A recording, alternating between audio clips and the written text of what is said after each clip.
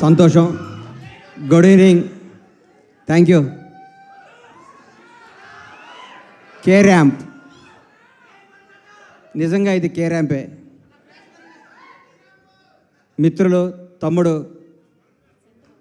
నిర్మాతలు రాజేష్కి, శివకి అభినందన తెలియజేస్తూ వరుసగా హిట్ల మీద హిట్లు కొడుతున్న మీరు ఇంకా ఇంకా మంచి హిట్లు కొట్టాలని, నువ్వు మాత్రం స్టేజీల మీద ఎవరికి వార్నింగ్ ఇవ్వకూడదని,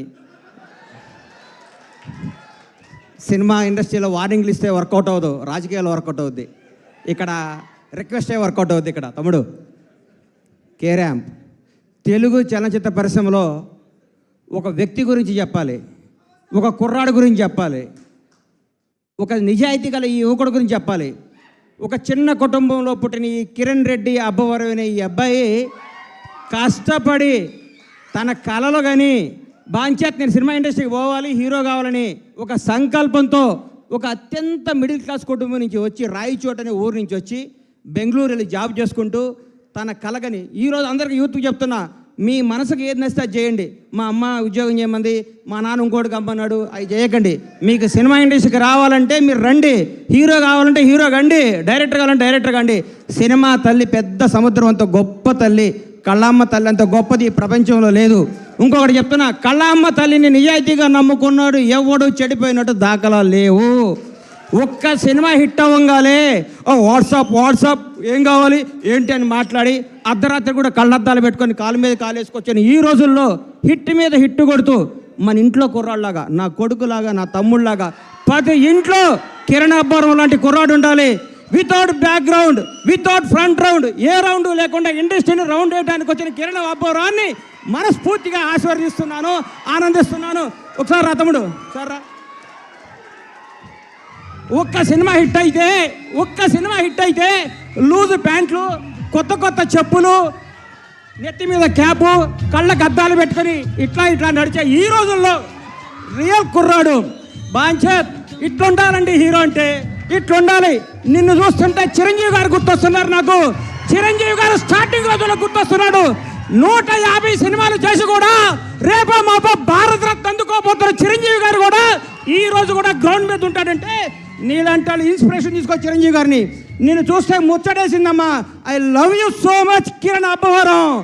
నువ్వు చెప్తున్నా, నీకు తిరుగులేదు. నీ క్యారెక్టర్ మార్చకు. నీ సినిమా, నీ యాక్టింగ్, నీ స్టైల్ అంతా స్క్రీన్ మీద, ఆన్ స్క్రీన్ ఇట్లాగే ఉండాలమ్మా.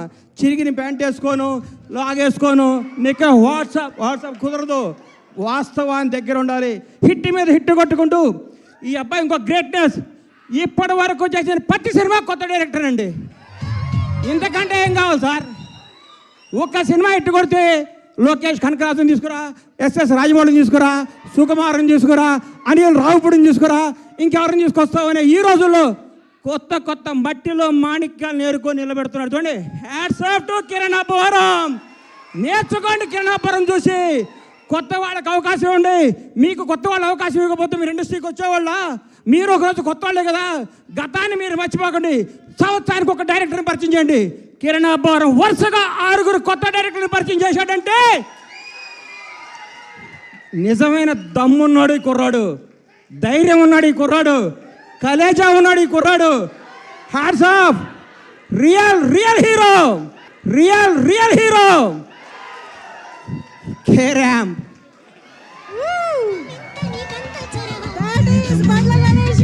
అమ్మా, ఆస్తి వారసత్వంగా చేయొచ్చు, అంతస్తు వారసత్వంగా చేయొచ్చు, తెలివి ఎవడు వారసత్వంగా ఇవ్వలేడు. ఈ ప్రపంచంలో తెలివి ఎవడు వారసత్వంగా ఇవ్వలేరు. సక్సెస్ ఎవడు వారసత్వంగా ఇవ్వలేడు. 1000 కోట్ల గబ్బర్ సింగ్ అండి. నాకు 1000 కోట్ల గబ్బర్ సింగ్ అండి. దమ్ము కావాలి, దేవుడి దయ కావాలి, మన కష్టం కావాలి, మన నిజాయితీ కావాలి. సినిమా అంటే మనకి ప్రేమ కావాలి. ప్రేమతో కష్టంతో చేస్తే బ్లాక్ బస్టర్ ఇంటికి వస్తుంది. వాట్సాప్ అంటే రాదు hit. Thank you. All the best Kiran K ramp team. తమ్ముళ్ళు అందరికీ ఆల్ ది బెస్ట్ చెప్తూ, తమ్ముడు చూడంగానే ప్రేమ ఎక్కువ మాట్లాడితే క్షమించండి మీడియా అన్నలందరికీ.